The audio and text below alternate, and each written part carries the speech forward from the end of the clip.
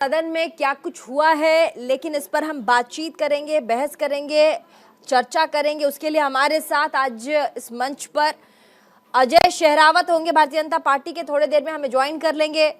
यश श्रीवास्तव प्रवक्ता कांग्रेस पार्टी के, बहुत बहुत स्वागत आपका। संजय चक्रवर्ती नेता टीएमसी के, बहुत बहुत स्वागत आपका। वंदना सिंह प्रवक्ता आम आदमी पार्टी से, बहुत बहुत स्वागत आपका। साथ ही निरंजन पोद्दार राजनीतिक विश्लेषक के तौर पर हमारे साथ पूरे शो में, बहुत बहुत स्वागत आप सभी का। सबसे पहले स्वागत आप सभी का। वापस चलेंगे हमारे साथ राजनीतिक विश्लेषक महोदय निरंजन पोद्दार।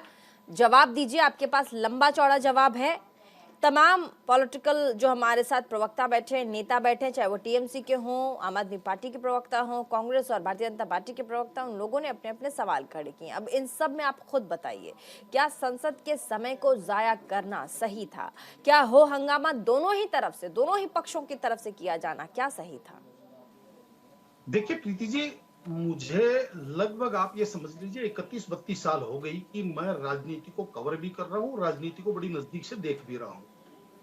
और आपको मैं बता रहा हूँ कि मैंने जिंदगी में पहली बार ऐसा काम देखा है कि जहां पे विपक्ष जो है वो विपक्ष की भूमिका में नहीं है, विपक्ष विरोध की भूमिका में है। क्योंकि आप ये देखेंगे पिछले 4-5 वर्षों से संयोग है या प्रयोग है मैं कह नहीं सकता, लेकिन जब भी संसद का सत्र चालू होता है, इस चीज को भी आप समझिए कि पूरे एक वर्ष के अंदर 60 से 65 दिन सदन चलता है, और उसके अंदर जब भी संसद का सत्र चालू होता है, चाहे वो ग्रीष्मकालीन सत्र हो, चाहे मानसून सत्र हो, चाहे वो शरदकालीन सत्र हो, चाहे वो स्पेशल सत्र हो, जब भी कोई सत्र चालू होता है तो उससे पहले कोई ना कोई रिपोर्ट कहीं ना कहीं से छपती है। यानी कि चाहे फ्रांस से राफेल की रिपोर्ट छप जाए किसी तहलका जैसी मैगजीन के अंदर, चाहे हिंडनबर्ग की रिपोर्ट छप जाए, चाहे पेगासस की रिपोर्ट छप जाए, चाहे मणिपुर का जो 2 महीने पहले घटी हुई घटना उसका वीडियो बिल्कुल एकदम संसद सत्र से बिल्कुल एंड पहले वो वीडियो रिलीज हो जाए। ये इसको आप सहयोग कह सकते हैं, प्रयोग कह सकते हैं, समझ में नहीं आता। लेकिन जैसे ही कोई ऐसी चीज होती है, संसद का पूरा सत्र बाधित हो जाता है। अब मैं एक चीज आपको बताना चाहता हूँ, थोड़ा सा आपको इस चीज को भी समझना कि हमारे यहाँ जो संसदीय व्यवस्था है, संसद में क्या होता है। संसद में कार्य होते हैं, संसद में सरकार नीतियां बनाती है, संसद में सरकार कानून पास करती है, जो अनावश्यक कानून है उनको संसद में बैठ करके सरकार खत्म करती है। लेकिन इसका मतलब ये है क्या कि अगर संसद को बाधित कर दिया जाए या संसद को बंधक बना दिया जाए, तो क्या मतलब सरकार और पैरालिसिस पे ले जाना चाह रहे हैं क्या हम लोग?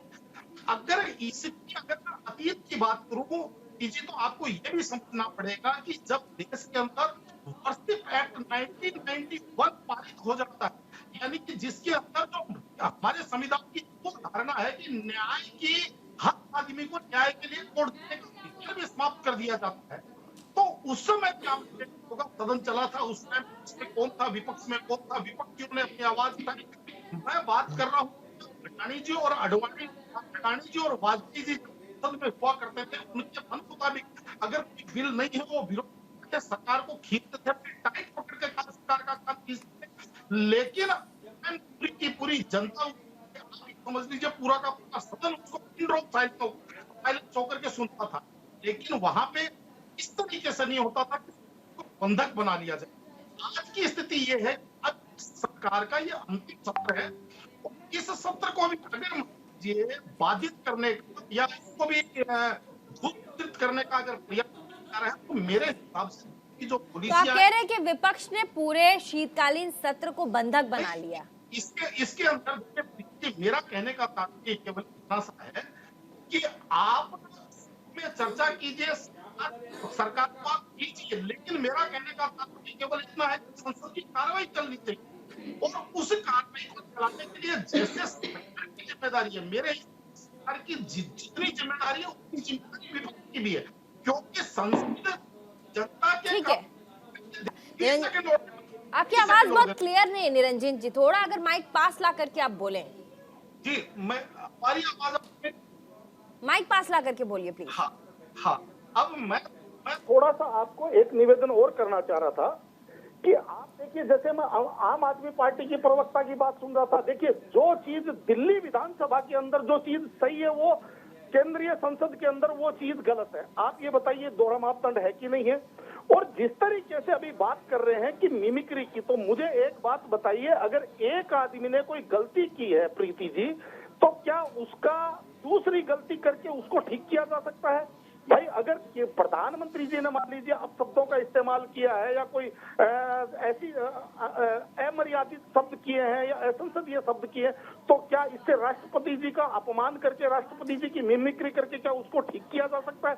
अरे भाई कम से कम जो चीज गलत है हम उसकी निंदा तो कर सकते हैं ना। हाँ, मोदी जी ने जिन जिन अपशब्दों का या जिन जिन शब्दों का, जो अमर्यादित शब्दों का मोदी जी ने किया, मैं उनकी घोर भर्त्सना करता हूं, मैं उनकी घोर निंदा करता हूं। निश्चित रूप से उनको उस चीज के लिए देश से माफी मांगना चाहिए। नहीं, लेकिन निरंजन पोद्दार ने भी क्या माफी मांगी है? ठीक है, अभी आप कह रहे हैं, आप पहल कर लीजिए। निरंजन पोद्दार, जिस सांसद के नाम पर वो 2 लड़के अंदर आए थे, ना तो उन्हें बर्खास्त किया गया, ना ही उनसे कोई सवाल जवाब किया गया, जैसा कि टीएमसी के नेता कह रहे हैं। वो कह रहे हैं उल्टा, जब हम लोगों ने सवाल किया तो उन्हें मौका मिला और तमाम सांसदों को आपने संसद से बाहर का रास्ता दिखा दिया और 146 लोगों को आपने बाहर किया है, और ये भी मेंबर ऑफ पार्लियामेंट है, जनता के प्रतिनिधि जो चुनकर आए हैं।